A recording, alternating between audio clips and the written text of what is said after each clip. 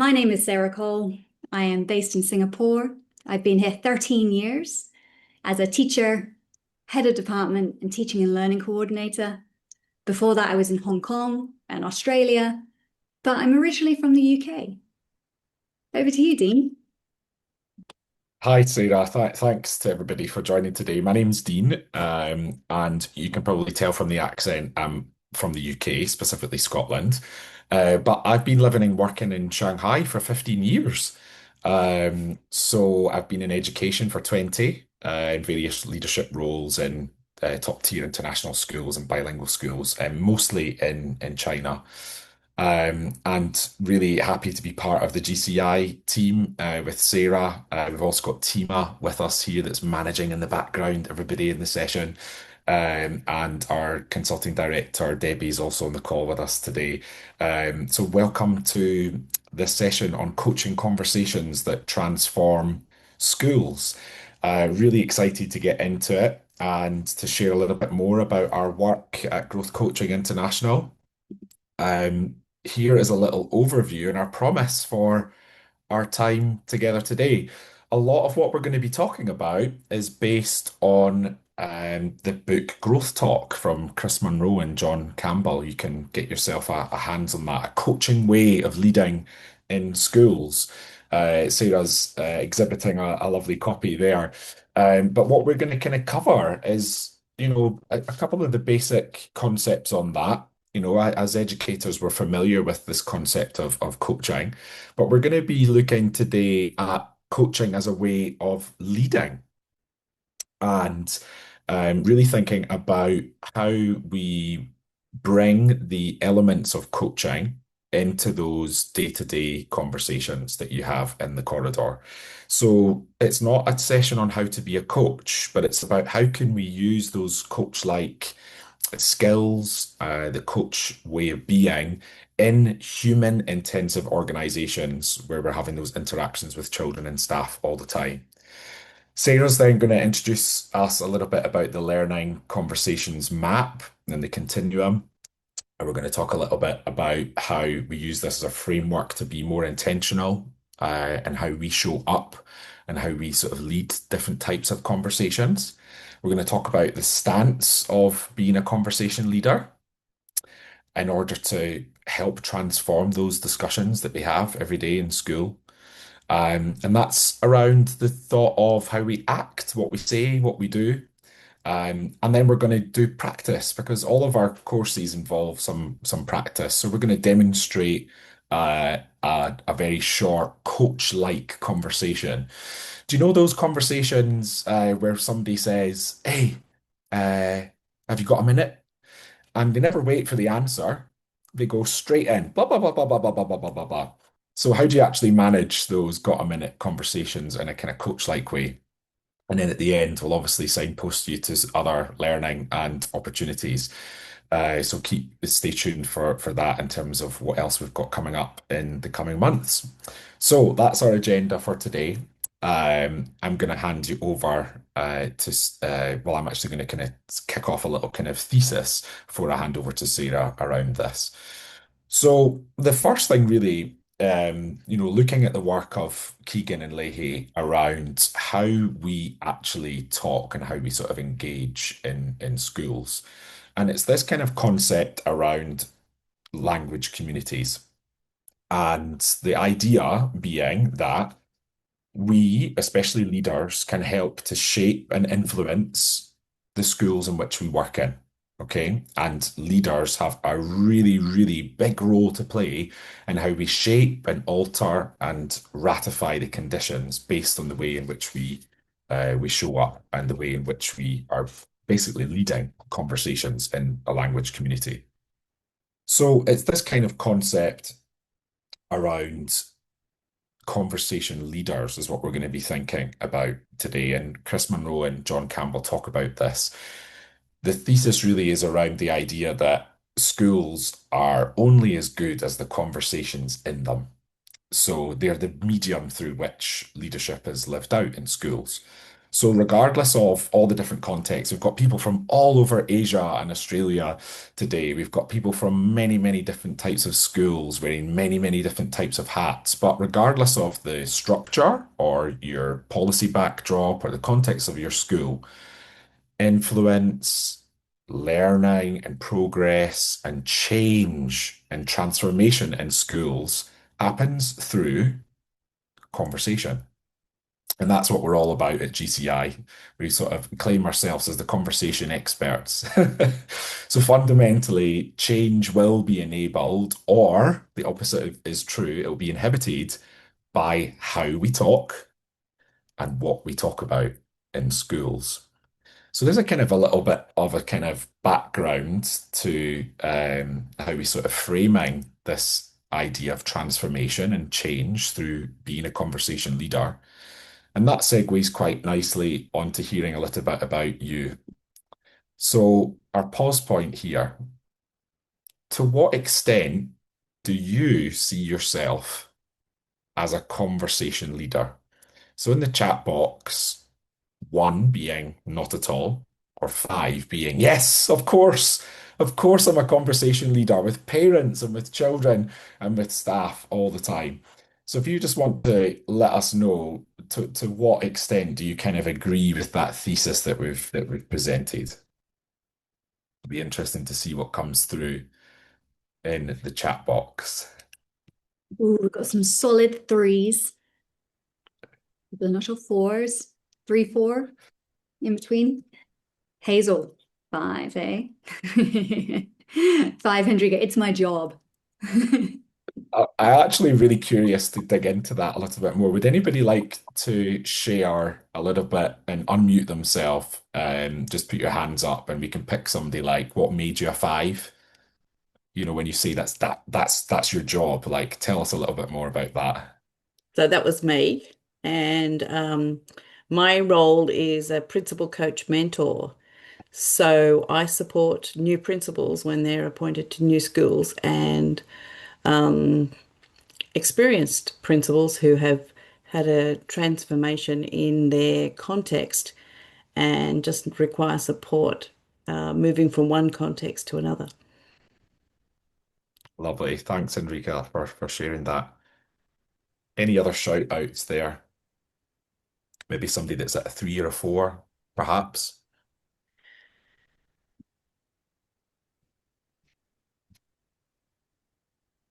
Good to see that we've I not got any. I put Thomas, yeah.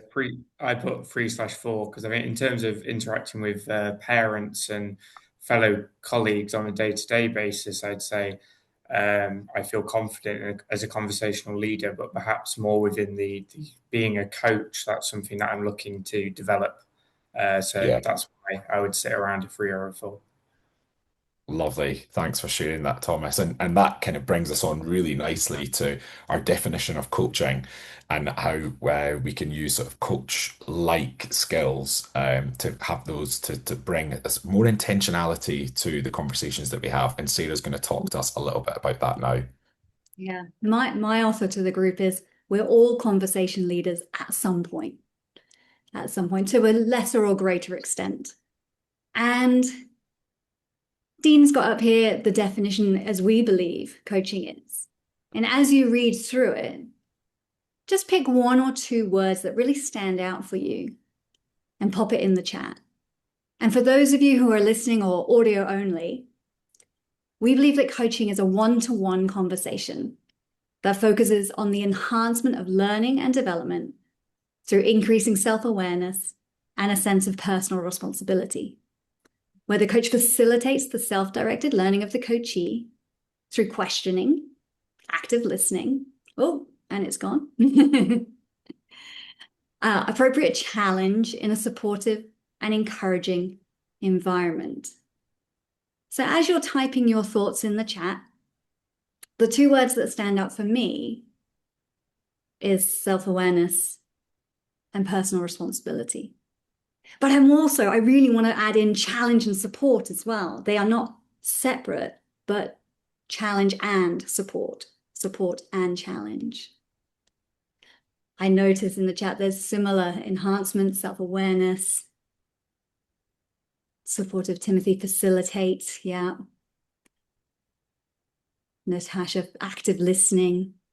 Kaylee with self-awareness. Yeah. And so, Dean, if you move us along to the next slide, we have a continuum of interactions, and they're all needed, and we all have them at different points. So as you can see there, it may be leader-led. For example, you might be the conversation leader. An example that might be relevant right now is report cards.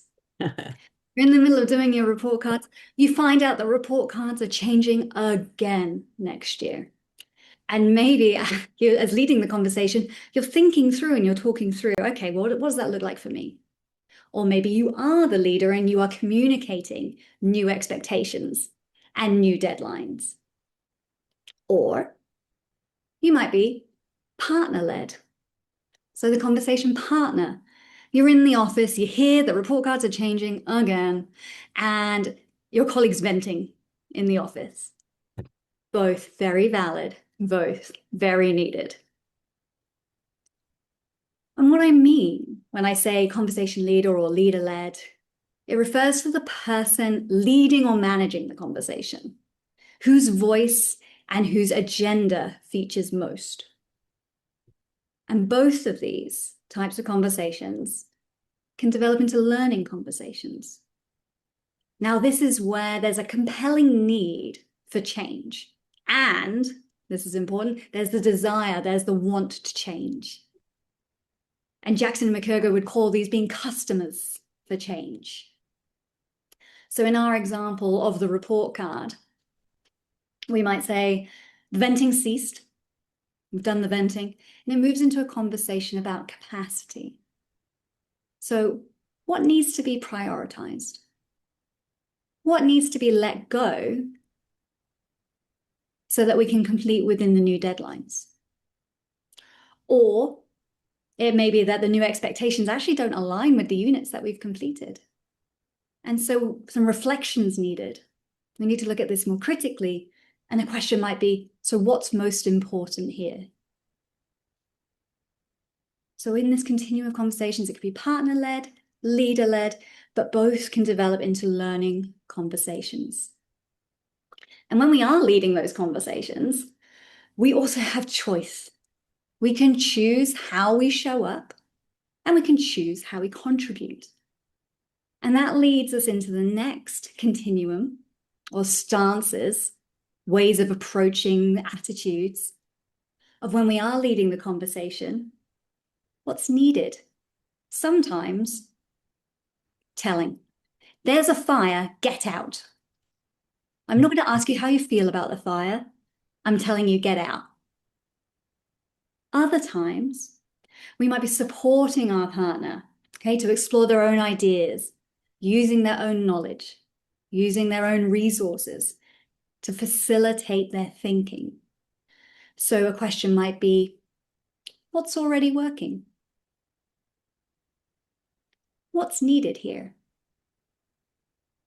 Or it may be another type. It may be more dialogue back and forth. And you're able to build on the ideas that your conversation partner already has. So you may ask the question, may I share some suggestions? Or it might be, can I share what I've seen work in other classrooms? And that's in dialogue back and forth. And that's our third point. What's important here, and I've got a quote here from Booton, Holwick, and Monroe, which I think summarizes and brings this together really nicely. They say, we choose what we do in order to support the thinking and progress of our conversation partner. We choose what we do in order to support the thinking and progress of our conversation partner. What we're doing in conversation is being responsive to what's needed. And we can do that intentionally. We can do that with structure. We can manage those conversations through a coaching process. So we're going to get you to interact again, I believe, in the next pause point. Yeah. Ready, Dean? Absolutely. You've got three So choices. Oh, sorry. You do the yeah, debrief. on you go, Sarah. There is no right, no wrong. Like we said, a coaching conversation is about bringing awareness. So where do you hang out the most? Do you have more facilitative type conversations? Is it more back and forth in dialogue? Are you more directive? So you can just pop it in the chat. Where do you land? Which stance do you hang out at most? And the follow-up question, because you know I'm going to probably cold call on Mhm. some people, is what is driving that? So what is driving where you hang out the most, in terms of, context? And the follow-up question is where might your conversations need to move or shift? So having a think about that, and then we'll just ask for hands up for anyone to kind of share about these stances and where you hang out the most and what's driving that. So please feel free to bring some context, um, and pop your hand up if you'd like to share. So where do you hang out most and what's driving that?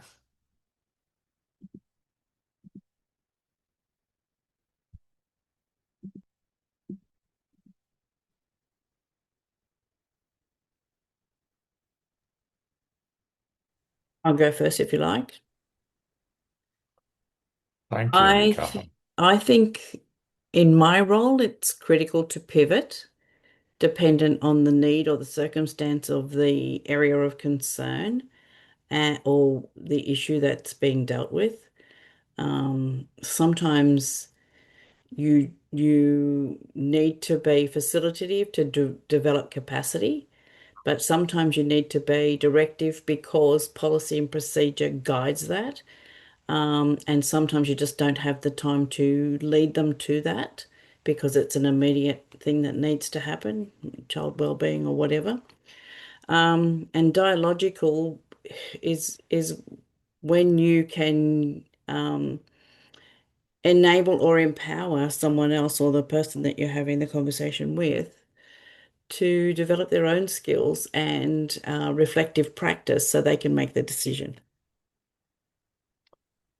Thanks, Enrica. Yeah, that's so important what you've mentioned there. It's about us moving, really intentionally between this continuum, between directive, and leader-led, and then moving over into that maybe more partner-led facilitative, and the hats that you have to wear in different situations because of all those contextual things that happen on a daily basis. Absolutely. Thank you for sharing. Any other thoughts around that as a kind of concept? What's kind of standing out for you? If anybody else would like to share, or any questions that you have around this as a concept.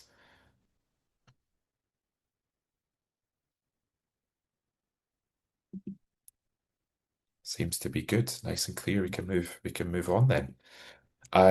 So I want to talk a little bit now about, building on this idea that Sarah's mentioned. And so if we think about this now, it's bringing in the concept of a learning conversations map. So, as Sarah's already attested to, along the horizontal line, we have those leader-led directive conversations where there's a lot of the leader in the conversation for all the reasons that we've mentioned that needs to be that in that time. And then at the opposite end, we have the partner-led conversations where we want to be developing self-awareness. We want to be bringing out more of the person's thinking. We want to enhance their learning and their growth over at the other side of the partner-led. But then we also have on the vertical axis here is we have the type of conversation, the formality of the conversation, whether it's very formal at the top and informal at the bottom. And so Monroe and Campbell talk about this kind of different opportunities that we have, and us as leaders in whatever capacity that means, as any leader in a school, a leader of learning, a leader of people, a leader of children. We can start to think about the opportunities for these different types of conversations. So let's map this out. In the top left quadrant, we have those really formal one-to-one coaching conversations. If you're lucky enough to have a coach in your school, whether it's a leadership coach or an instructional coach or a district coach that you work with or an executive coach, this is the really formal, no agenda from the coach. It's very much partner-led. And these could be, anywhere between 45 minutes to an hour in terms of a coaching conversation. So the setup, the environment is formal, it's very structured, it's an hour session, but the agenda is led by the coachee. Then on this top right hand quadrant, we have the formal one-to-one and group conversations. So that's your strategy meetings. It's very much there's an agenda from the leader. You're driving that agenda is very, very formal, and there's a process and a system that needs to go through that, either in a one-to-one capacity or in a group conversation. In the bottom right hand, we have, again, leader-initiated conversations, but more of the kind of check-ins. So let's say you've got a project that's going on at the moment. You're walking down the corridor, and you as a leader happen to see a teacher, and you'll say, "Hey, you know that thing that we're working on, or you know that thing we spoke about last week? Can we have a chat? How's it going?" It's not, "Can we have a chat?" It's more, "Hey, let's check in. How are things going?" Those leader initiated so that you're checking in with your people and making sure that things are okay. And what we're going to focus on for the rest of the session is the bottom left-hand corner, which are the corridor conversations, the conversations that are not necessarily initiated by you as the leader. They're initiated by your conversation partner. Somebody coming to you and saying, "Hey, have you got a minute?" And so what we're going to talk about is how can we bring the sort of learnings and the way of being of coaching in a structure from coaching in order for us to manage those conversations, to make people customers for change, and to make a transformational conversation in the school, even when it's those random "have you got a minute" conversations. And our idea around this, building on what Sarah mentioned, was that we want to enhance the learning of the other person. When we think about our coaching definition, we want them to have increased self-awareness, increased autonomy, and increased personal responsibility. So that's our kind of focus. And how we're going to do that is we're going to watch a demo, and we're going to ask you to observe some of those sort of behaviors that might enable us to do that, and the process that we kind of go through. So, does that sound okay? We've got a few nods and a few heads up. Yeah. So let's focus on that there then. So what I'm going to ask for this part of the session today is I'm actually going to ask for a volunteer who has got a topic that they would like to talk about. And it's really important that we frame this in an authentic way. So, as coaches and as ex-school leaders, we want to bring some real authentic practice to this, and all of our courses involve practice and demonstration. Yes, there's the theory and there's the research behind Growth Coaching International and Jim Knight with the Instructional Coaching Group. All the work that John and Chris and Jim Knight have done, but we want to also bring practicality. So what's actually going to change when you go into school tomorrow, perhaps? So I want to give you some kind of practical takeaways. So in a second, I'm going to ask for somebody to do a real play with me. So not a role play. So I am going to be in the role play because I'm going to be imagining that I'm in your school.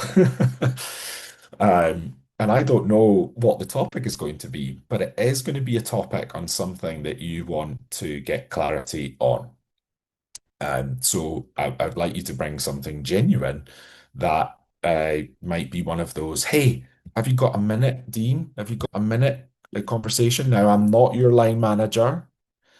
I might not be your head of school. I might not be your appraiser, but I am going to be trying to lead the conversation. So whatever your concept around leader might be, I'm going to to demonstrate being the conversation leader. I've done this demo before where somebody came to me and thought that it was a difficult conversation. I need to talk to somebody about this thing that I've been putting off. It's not that type of conversation. It's something that you've been mulling over in your head, and you're bringing a real authentic topic to the conversation. And I'm going to basically go kind of try to enable you to get some progress in that conversation. So we're only going to have about 6 minutes to do this. So a topic that is something that you might want to get clarity on. And as we think about that, and if you've got something that you'd like to share, um, again, as a learning community, we're in a safe space here, and I would like us to also acknowledge not only a safe space, but perhaps a brave space for us to bring out something that you want to get clarity on as an educator. And everybody else in the room, you've got a job to do as well. You need to observe me. So you're going to be observing me as the conversation leader. Um, I want you to look at my listening behaviors, what I say in response to what the partner is saying, and my way of being. Like, how do I show up? And then we're going to do a debrief on what were some of the skills or the scaffolds or the framework that I used through that. So, in order for us to get the best out of this, I'm sure there's loads of people in the room that have got something that they could talk about in 6 minutes that they want to get progress on before they go back to school tomorrow. So, I'll just invite you to raise your hand if you would like to take part in the demo, and everybody else gets to turn their camera off during this time, and I'll be able to get a bit of coaching. And by the way, this bit of this sort of got a minute conversation is not a full formal conversation, but it is free of charge. So take the opportunity. So, did anybody got something? Oh, we've got a few people here that have got their hands up. Yeah, we've got a keen group. Lovely. I love it. Love, fantastic. A brave group. Mm. I'm going to go for just going to first of all kind of hear the topics, just to ensure that we know that the topic is a topic for this situation. At one time, I've had a compliance issue on this, so we need to just make sure. Natasha, have you got? I'll go with you first. I think we're milliseconds before Hendrika. Would you like to share the topic? You don't need to tell me a lot around it, but what's the kind of thing that's on your mind? So it's just something, hi, by the way. It's just something that popped up the other day, actually, as you were talking, from a colleague of mine who saw me in the corridor and just kind of grabbed me and said, Natasha, oh, you know what? I've been meaning to catch up with you for a while, but I wonder if you can give me some advice. And Ah, it's to lovely. do with her classroom. So she's specifically talking about the EAL support and LS and EAL support in her classroom, Great. Super. and how she basically, because of my transition, I used to be an EAL, I'm now a classroom teacher. But I've also brought a lot of my pedagogy and understanding around multilingualism, and I've created a multilingual language, a multilingual safe space within my classroom, and I've been developing that. So it's on that topic. Does that work? That's lovely. So, Natasha, just to clarify, you would be in role as your colleague, and I would be in role as you Okay. coming up with that topic, and I would be modeling how we could be coach-like in that way. So, would you be able to be sort of in role as the teacher that's seeking that kind of clarification? Does that sound okay for you? Yeah, sure. Sarah, did you want to say anything before we start?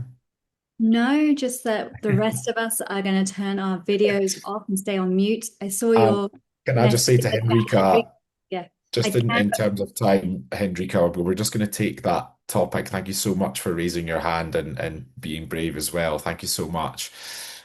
So I will be doing the real play. Like, I want to be authentic, but you're going to be in sort of role as the teacher, sort of bringing that kind of topic to you in the corridor. Wonderful. So what I'll do is I'll just stop sharing my screen, because everybody should have a note of what they're going to be watching now. And that means that I can really focus on you, Natasha. Okay, so Okay. Natasha, I'm just going to pin you so that I can really look at you. So Sorry, it's Natasha, really dark. Should I put the you're, lights you're, on? you're, you'll, I look yeah, like I'm in a you'll cave or have something. Hold to. on. No, you're very welcome. Thanks for being a great Is sport. that better? Lovely. So, Natasha, before we do this, we're really going to get into it. So, we're going to be sort of walking past each other in the corridor, and you're going to be acting like your colleague, and I'm going to be the conversation leader, and you're going to come up to me, and the first thing you're going to say is, "Hey, Dean, have you got a minute?" Yeah. So, let's get into it. We've got 6 minutes. Off we go. Oh, hey Dean, how are you doing? You know what? I've been meaning to catch up with you for such a long time. We just never have time. And I really wanted to pick your brains on something, just actually ask some advice. Well, I've got about 10 minutes, maybe between 6 and 10 minutes, Natasha, because I've actually got to go and speak to this parent. Is between 6 and 10 minutes enough for us to talk about this? Yeah, yeah, absolutely. I mean, we can talk about it another day if you prefer.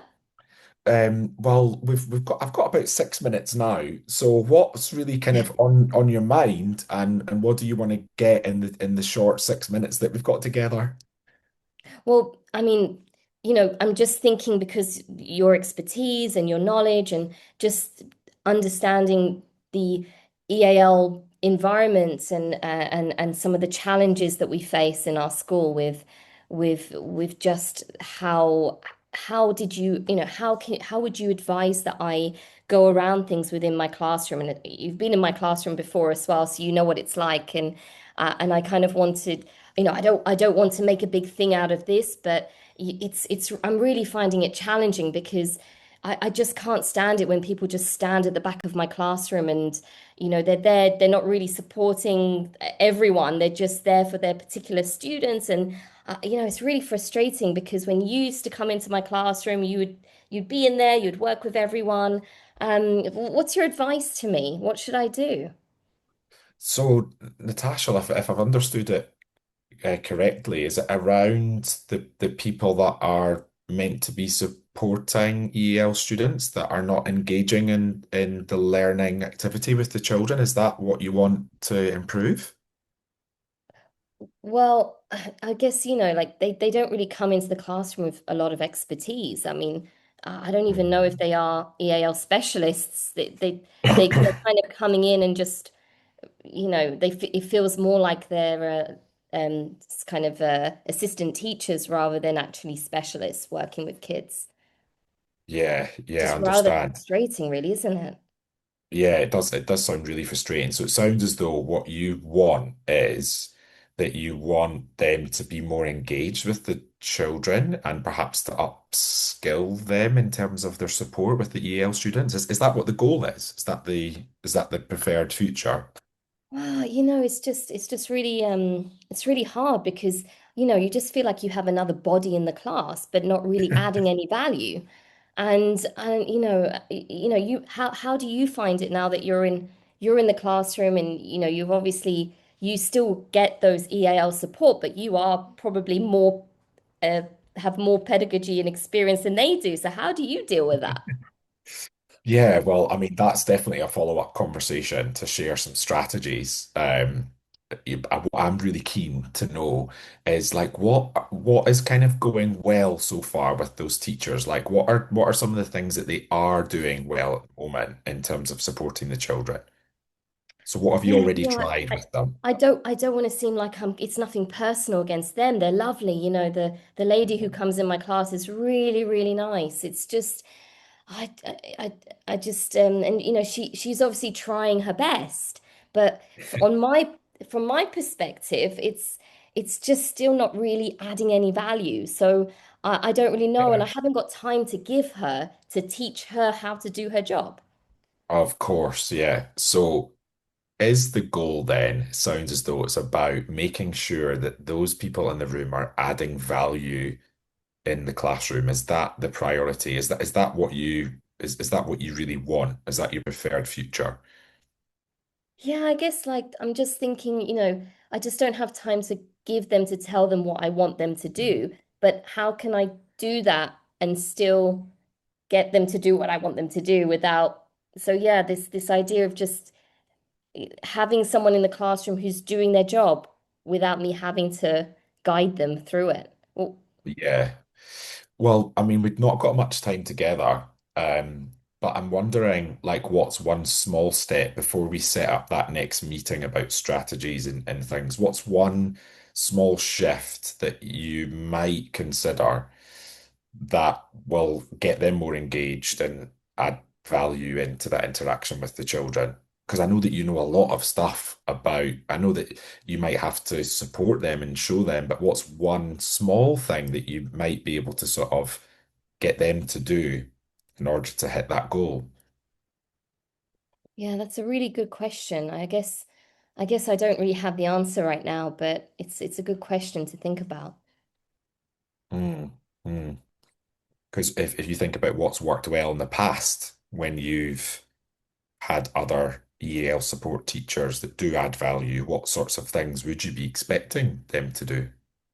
Well, I'd like them to kind of do what you used to do when you weren't actually, to be honest, you weren't really supporting the EAL students in my class. You were supporting all the other students who had other learning needs, because you recognized that those students had needed more things than your actual, language learners. So she said, "I just want, I would just want you to, the teacher to be able to be flexible."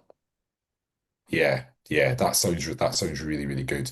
So what would you say then is becoming clearer in your thinking around what you actually want? If you were to sort of summarize your goal, what would you say it is? Because you've mentioned flexibility, you mentioned value, you've mentioned those people being engaged. What would you say really is the core thing for us to follow up on? I guess like a mutual understanding that we are both, both should be both teachers in the room. Um, and Wow, right. Okay, so what I'm hearing then is that it's less about strategies or me perhaps doing that, but a mutual understanding and the relationship between you and that teacher then. Does that sound right? I mean, I think I'd like to say that in terms of like, I get along with that person. I just would want us to have a better understanding of how we can teach, co-teach, and be in an environment where we can understand all our students and in a way that has an impact. That's awesome. So what's one step that we can do then together to get to that? Because I think we've uncovered the real topic now. What's I one thing that guess, we can I do? Because I'm mean, about to go and see that parent now. So yeah. what's the Well, action? I guess obviously the planning is really important, but it's the problem I have is I don't have time to sit with that person because my day That's is so okay. filled. That's okay. But in terms of a next step, to get this partnership and the co-teaching, what's one sort of action that we can take from this quick corridor conversation? Um, I don't know. I'm not What sure. I think I'm what do going you back into my role now of just thinking, I don't know, what would help her. I'm gonna pause the Yeah. demo there. I'm gonna pause the demo there, and I'm Really gonna hard to be in character, Dean. you were fantastic, Natasha. Thank you so much. You gave us such a real, authentic thing. And can I just give Natasha a big round of applause? We've never met before. And Natasha's probably never met anybody on the call before either. No, And we're going to get into the debrief now. Thank you so much for being such a you're good welcome. sport. And I really wanted to model something real and authentic in It schools. Yeah, really did because happen last week, I promise I you, love it. honestly. And it Absolutely. threw I me off love it. guard. I was like, oh, I don't think I was as good as you though, Dean. So please give us some insight. Don't be daft. And the reason that we model this is because we're all learning how to do this through practice. Okay, we're in schools all the time. This is a real play. And thank you so much, everyone. You can turn your cameras back on now, and we're going to get into the debrief. I always love doing this because it needs to be authentic. Um, so please type in the chat box or raise your hand. Let's get some dialogue. If we're conversation leaders, let's encourage the brave space. What did you notice in my behaviors and me as the conversation leader? What stood out to you? Off you go. Hands up. Or just unmute yourselves, also can. Hazel, it was really powerful how you framed the time constraints at the start. Nice. So that's what we would call, Oh, yeah, getting clear on how much time do we actually have. yeah, absolutely. You've probably heard that there around. Well, I've not really got. I think we were to say, have you got a minute? And then, well, I've got maybe between 6 and 10 because I'm about to go and see a parent. Yeah, thanks, Hendrika, for narrowing the focus to determine the actual goal. Yeah. So how did I do that? Continue to ask clarifying questions, as Benjamin Yeah.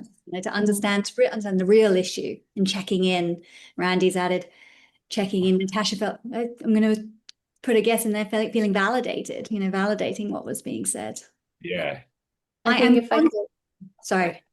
I am no, on that's time. sorry. We have 1 minute remaining. If you are able to stay for an extra couple of minutes, we will bring this session to a close. But we understand that if you do need to leave on time as well.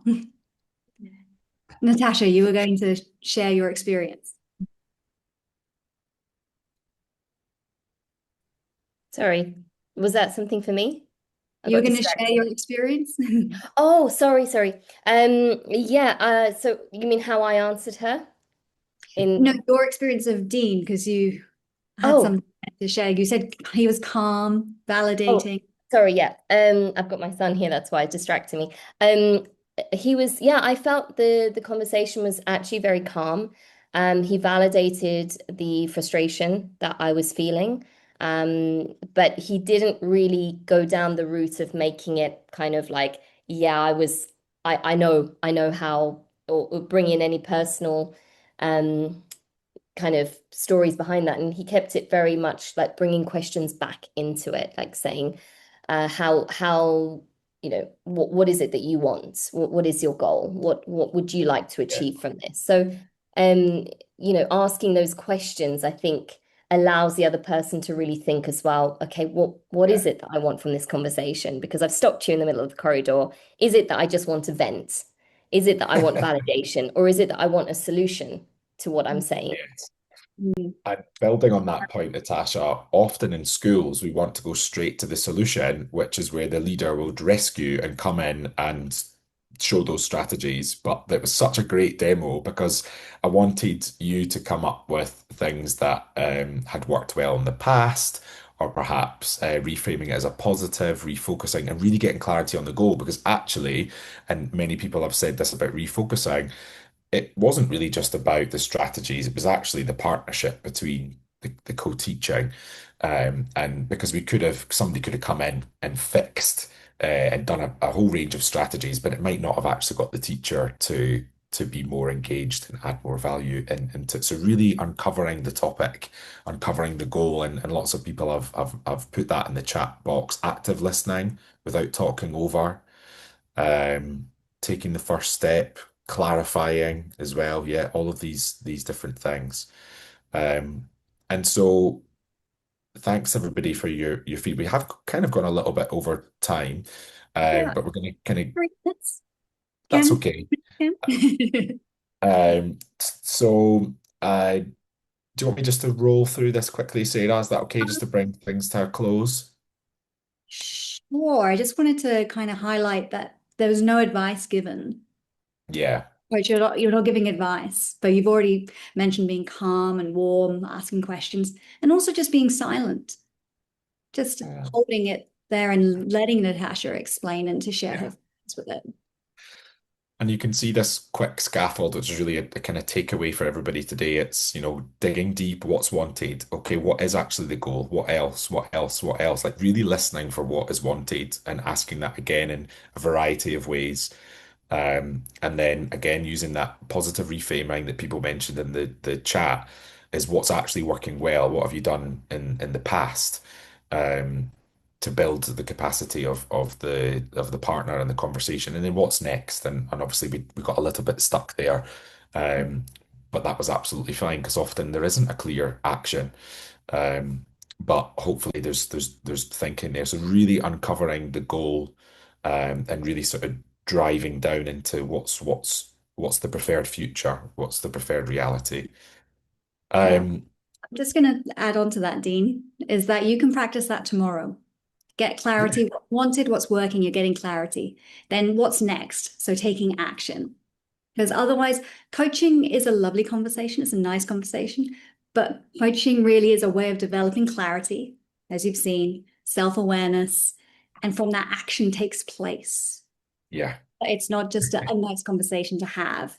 So if you want to learn more and you want to practice this, because this is the growth framework that we've moved through, like what's really happening and really getting clear on what that goal is, then what could you do? And what are some next steps? And then what will you do without telling the person, without saving them, without fixing them? That is the coaching conversation, to bring shape and intention to it so that others feel seen, heard, and able to take effective action. So I would highly recommend, if you enjoy that, or you want to go into a deep dive, we do have a 1-day deep dive coming up on the 5th of June. So we'll go through the essentials of the growth coaching framework, where we can get structure and manage our conversations. Yeah. And go to the next one. I think we can see it in the chat. No worries, Hazel. Understood. The growth framework, we will work through it. You will practice it. Like we said, it's very practical. And if you want to stay in touch with GCI, you can scan the QR code on the next slide. It keep you up to date with the newest insights in education and coaching. And as well, we've got other opportunities coming up in November, both in Bangkok and in Shanghai in person. So the essentials of growth coaching will be online, and then these will be in-person opportunities. And finally, if you want to stay in touch with us, we are on the ground in China and in Singapore. Got Dean's WeChat there. You've got our LinkedIn, scan the QR code, or our emails. It is 7:50. We are 5 minutes over time. Thank you so much for staying with us. Natasha, thank you so much for being brave and joining us in this space. And if you want to unmute yourselves to say hello, goodbye, thank you, you're more than welcome. Yeah, and I'll also stay on for any questions that people have, for up until the hour. So if anybody has any other questions, hopefully that's given you a nice little taste of that framework. You can bring some framework and those skills to those conversations. Thanks, Sarah. So yeah, if you have any questions in the chat box, or you want to stay on, we're here till 8 o'clock, China, Singapore time. If you have any pressing concerns And I will or stop the reflection. recording here so that we can continue the conversations as needed.